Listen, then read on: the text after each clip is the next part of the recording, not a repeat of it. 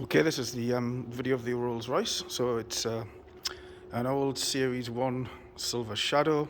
As I say, it stood for 30 years. I bought it for £1,500 without seeing it on the internet. Went to collect it on a trailer. When I got back, the engine was seized.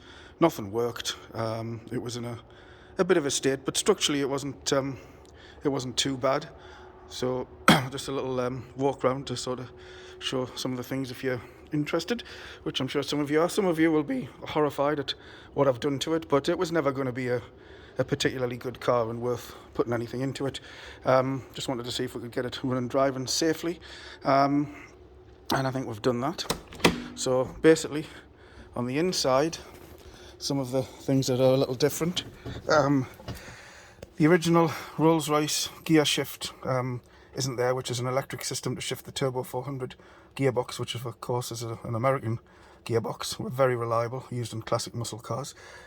Just inside there, I don't know whether you can see, we've actually got a rev counter hidden inside there, so I can tell what the engine's doing. Down here, the gear shift is actually done by this cue ball.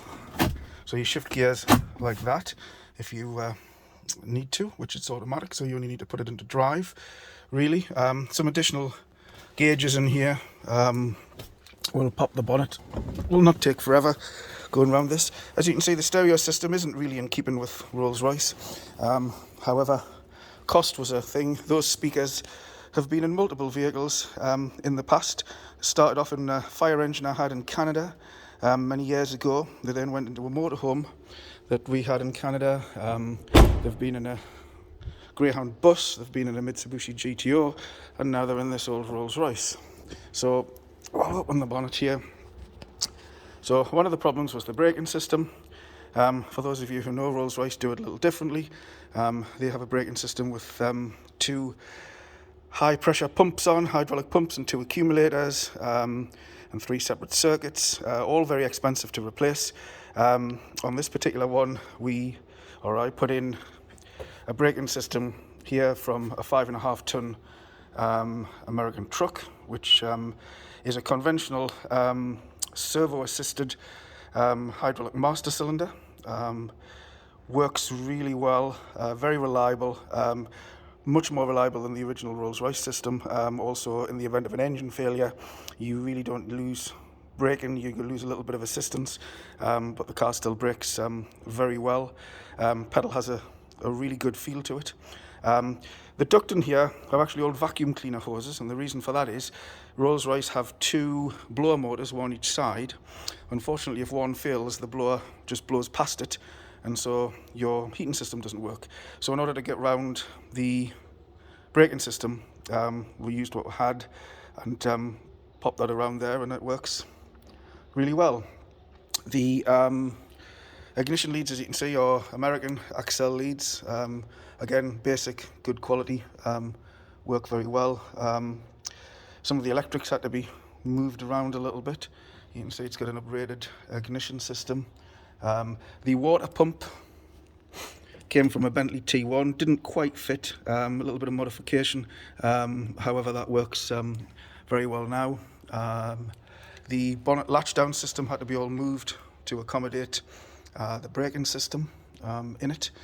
On the front, you'll notice that the front end's a little different to accommodate additional cooling equipment, big electric fan and the like. Things like this, which purists won't like, but you can see I just bodged that light with resin because the cheapest replacement was a couple of £100.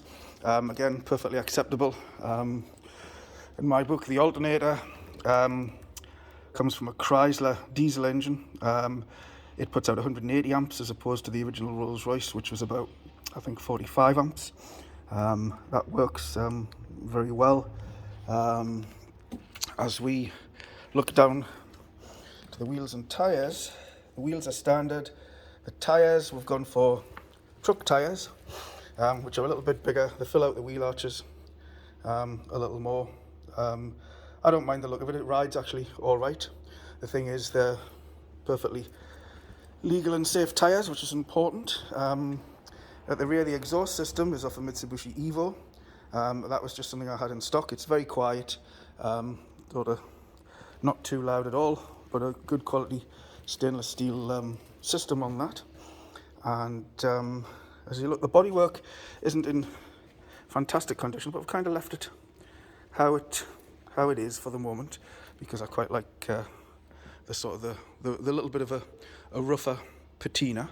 So we're going to close the bonnet here, like so, and we'll see if it goes. It actually has 2 fuel tanks. To put a second fuel tank, which fills from the top, and it still has the original one. I'm going to turn on the power inside the boot, and then I'm going to walk forward and see if it'll actually fire up. It's sat for a little while. Other things in here where the key goes in, these are quite expensive also, so we kept the outside and replaced the innards, and it seems to work fine.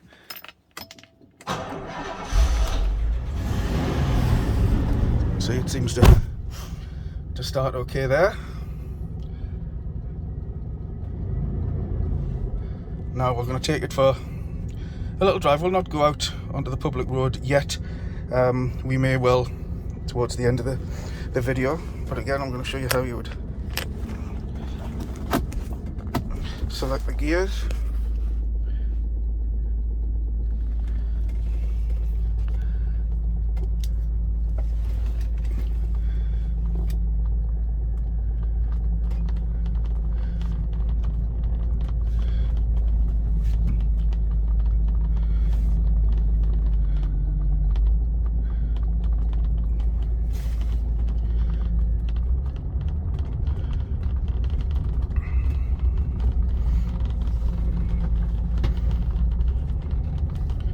It drives nice and smooth, nice and quiet. You can hear the leather creaking a little bit. The one advantage of having these truck tyres on is you get a little bit better traction on the wet grass here, and it is wet. As you can see from the weather, it's not very good today.